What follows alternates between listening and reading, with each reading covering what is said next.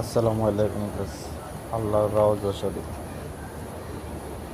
মদিনার রওজা শরীফ দেখার খুব ইচ্ছা ছিল। আলহামদুলিল্লাহ তাও দেখতে পেলাম। আসলে রওজা শরীফ কতটা সুন্দর,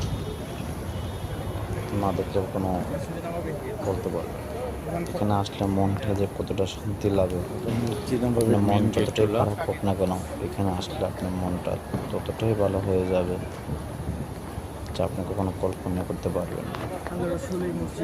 আসলে আমি না সামনে নিজেও বুঝতে পারতাম না এর ভিতরটা থেকে কীরকম। জুতাকে রেখে দেবো না নিয়ে যাবো? না দেখলে বলে বোঝানো যাবে না। কিগুলো রেখে দিতে পারে এখানে?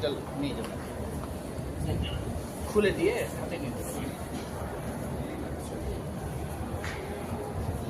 আসসালামু আলাইকুম।